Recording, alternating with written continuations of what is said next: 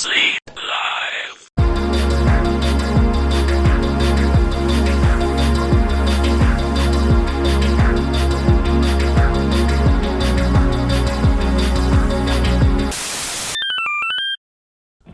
RPG Maker engine games are an interesting section of games I've respected heavily for a large chunk of my life. Games like Hylix, Off, One Shot, and Yume Nikki are probably what comes to mind when you think of the specific aesthetics and titans of the engine's output due to their speciality in being some of the biggest weirdos from the RPG genre. This distinct abstract style in both game design and aesthetics aren't something you would see from most corners of RPG development circles, whether they be AAA or indie. And that's mostly because a lot of the people creating these games aren't particularly experienced game developers on super powerful engines, but rather just artists trying to express themselves with an engine many consider to be a starting point to learn the basics on, and then ditch for something a lot more stronger. Despite all this, we've received dozens of classics from this janky old engine that have influenced some of your favorite RPGs of today, heavily shaping the current state of the genre, especially in the indie sphere. One of which was this little Yume Nikki inspired RPG Maker game titled Lisa, or dubbed Lisa the First later on to make the naming scheme of later entries less confusing. This was an extremely well made game with more of an emphasis on story for this subgenre, which in turn led to setting up quite possibly one of the most beloved RPGs of all time.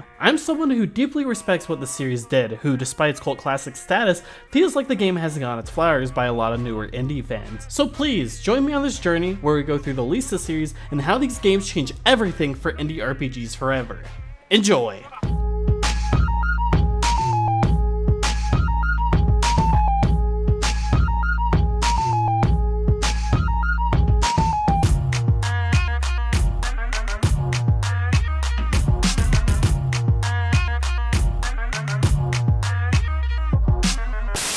Before we get into the masterpiece that is Lisa the Painful, I really want to discuss an aspect of the series overlooked by a lot of fans and even its own creator to this day, that being Lisa the First. This game I don't see enough love for these days, despite the fact that a lot of what the Painful does relies on context from this game, that being a fantastic rework of a formula established by one of the legends. Much like the aforementioned Yume Nikki, he plays a little girl named Lisa exploring the world inside her mind. This game, unlike your standard affair with the subgenre, does it a bit differently though, as you start the game off as the protagonist Lisa trying to find a way to escape from your father. Immediately, things are looking pretty bleak in terms of setting and themes, as the house here is almost this twisted version of Ness's house from Earthbound, which is an inspiration this series wears on its sleeve with pride. This house immediately comes off as a disheveled mess, with the scars of many acts of violence being blatantly on display. Destroyed bottles, various liquids, and many other bits of trash litter the rooms and halls, giving off a sense of danger and discomfort. As you move your way down the halls, you attempt to open a door locked from the inside by someone else, making you feel like you're leaving your room is already putting yourself in the sights of danger. Once you make it downstairs, the sound of late night television audience laughs fill the room, and you get your first look at him, your father. You may attempt to explore more here, but all audio will stop as he looks at you, forcing you back into your room. The way the audio cuts out and everything here just is extremely effective and makes the dad here come off really creepy, which was exactly the tone the creator was trying to set here. You can escape this horrid house though by running to your left out the front door, greeting you to the beautiful outside world that will slowly break down from the pain of past trauma. Much like Yume Nikki, you will find yourself in a version of the Nexus after encountering your dad, allowing you to explore the rest of the game. Much like many games of the genre, you'll find various items, much like the effects, that will allow you to progress into further areas. Though to be honest, without as much utility. This may seem like a bit of a downgrade, especially when considering how short this game is in comparison to the rest of its subgenre, but the game makes up for it and how more blatant its imagery and themes are, with you being often able to talk to NPCs, mostly being versions of your dad, throughout the various locations. I know some people might really dislike this kind of way of approaching narratives in the genre, but I legitimately think it was to the benefit of the series long term, because breaking the formula really allows Lisa and its message to stand out among a sea of clones. Story-wise, the game very much drives in the fact that Lisa is being abused by her father in multiple different ways, and by the end of the game, no matter which ending you get, it's all the same feeling of Lisa being trapped with him forever, implying a very, very dark future for this girl. Despite how simple this game is and how short it is, with it only taking about an hour to an hour and a half to explore, I think it's one of the best Yume Nikki-like games that includes all you could really want from something like this. horrific imagery, an uncomfortable surrealist atmosphere, and visuals with implications of something much deeper. It makes me sad a lot of people choose to skip this one, and I feel like it has some qualities and horror aspects really nothing else in the series tried to recapture. The atmosphere and world here is much more horror based and provides something not very many games out there provide. It makes me sad the developer feels the need to shit on this game when I feel like it was so ingrained in the legacy of the series, but hey, that's just the way it is, I guess. Again, hopefully you guys check this one out, as I feel like this is the super quality black sheep of the series I see literally no discussion about, and personally speaking, I think it deserves a little bit more love. That aside though, this was only the beginning for the developer, as soon the game would have a pitch for its sequel pop up on Kickstarter, which would be wildly successful. This time, the Lisa series would go into a new direction, more in tune with some of its Earthbound inspiration, and blooming into a proper RPG. Little did the world know, this RPG would bring a lot more identity to the series, and in turn, would give an experience brutal and painful in the best way. That's right, it's time to talk about Lisa the Painful.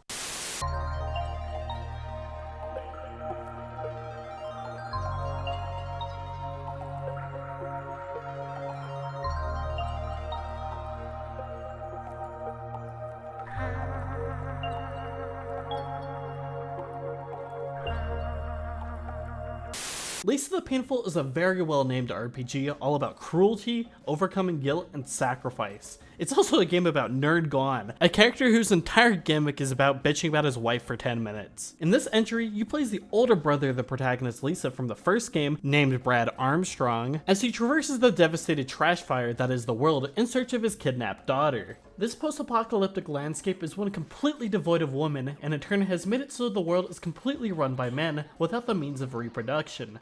This setting and execution kinda comes off as something in line with Mad Max, but with a bit of a goofy flavor to it. A fair enough comparison would be the movie Idiocracy for those who have seen it, directed by Mike Judge. The way the game is able to balance this darker, grittier tone from Mad Max and the more goofier Idiocracy tone is masterfully done, and it's just insane that they're able to do this in this kind of medium where they're just constantly joking and stuff. It doesn't undermine itself, it's just perfectly paced and perfectly balanced. As mentioned earlier, you're playing as a relatively new father looking for his daughter in this world completely run and populated by men, and well, they want to repopulate the world and give humanity its second chance. Brad randomly found this girl when she was a baby, and as someone who grew up with an abusive father, which Brad's lack of action led to his younger sister being raped and driven to suicide, he sees this baby as an opportunity for redemption for his earlier failures in life. Brad, while being extremely overprotective, attempts to give her a good life away from the evil of the world, preparing her for once he's gone.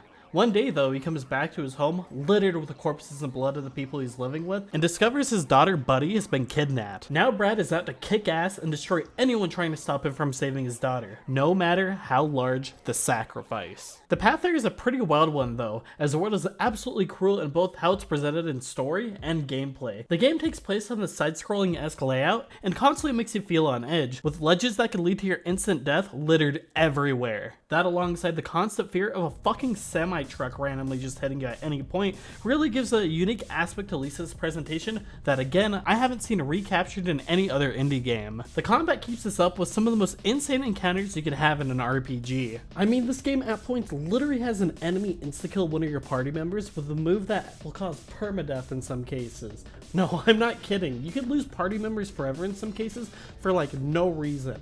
It's a test of patience and will that will push you to adapt and to overcome. The fantastic music backs this up too, with eclectic sample usage and the in-your-face approach the developer/composer took with composing some of these songs. And I love how much this just backs up the player's connection to Brad's perspective and makes his somewhat morally ambiguous actions in the story a bit more understandable.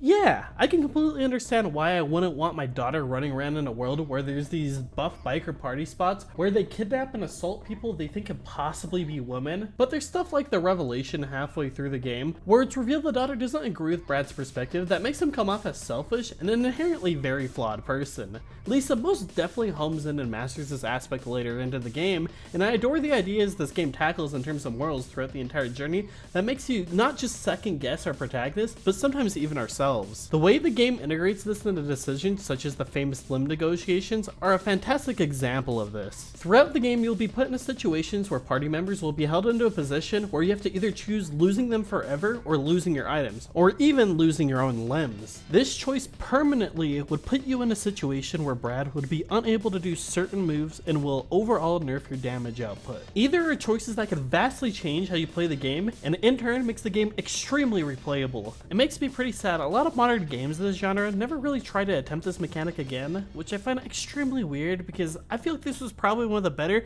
and more simple applications of choices affecting a player's experience with the game. That isn't to say the game hasn't been a big inspiration for a lot of modern indie RPGs. In fact, that's kind of a big reason I wanted to cover this series. Most modern indie RPGs take a lot from what groundwork this game set up and are probably only really successful because of what this game did. Lisa the Painful in terms of popularity was on another level in comparison to anything else in this genre, and while yes, you did have minor successes like Mad Father, Ebe, or even Off, the cultural impact of Lisa towered over the rest. Everyone wanted to be a quirky RPG with dark themes, deep lore, and an Earthbound-esque tone after this game. Sure, you had some examples of this prior, but following the release of Lisa the Painful and its huge positive critical reception, you saw fan games and games trying to bite its style everywhere. I mean, just a year later, some mediocre composer who mostly just reused tracks for a decade made this little quirky Earthbound-inspired RPG that has some stuff clearly pulling straight from Lisa. Look at how Undertale attempts to make a narrative around choice and how it attempts to pace its jokes out.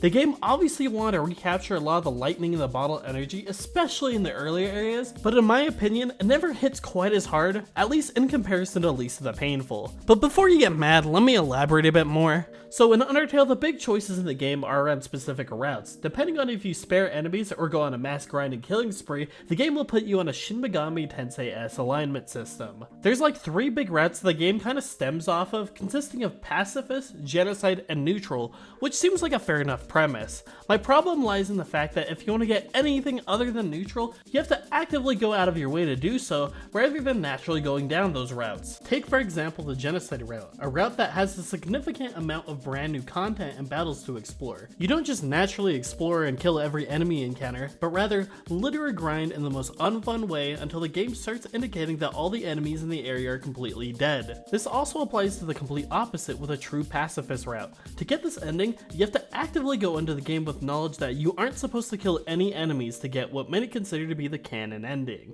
Anyone going into this experience completely blind are robbed of this ending though, as the game doesn't do the best a job at explaining this before the player can lock themselves into going into the neutral route, making it so you can kill an enemy or two at the beginning of the game before realizing the game wants you to spare enemies, and possibly making it so you have to completely restart the game at the end when you realize you cannot now do the best ending. This is something Lisa completely avoided with how its choices reflected the player's actions pretty naturally. I think an easy fix Undertale could have made would have been making it so the game would react to how you engage with a percentage of the encounters rather than hitting a certain threshold. Instead of spending a half hour on trying to go out of your way to grind enemies to death, the game would just naturally react to the fact that every encounter you have ends in murder. This would make that genocide route a far more engaging experience and make the disparity between it and the neutral route far more natural. In regards to the pacifist ending, I feel like some restructuring of events and elaboration to be far easier and natural to encounter would help a lot. Imagine just being almost forcefully told by Toriel at the beginning of the game that you should not kill things, and then give that freedom to the player to go against her wishes a bit more.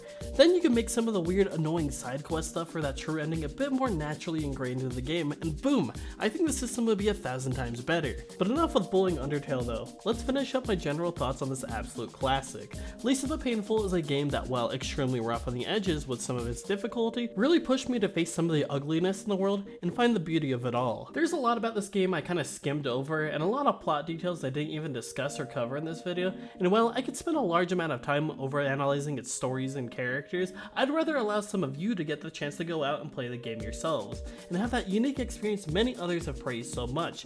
It's a heart-wrenching story with many laughs, and absolutely devastating moments in story and gameplay that will stick with you forever, that has and will continue to influence many indie RPGs for years to come.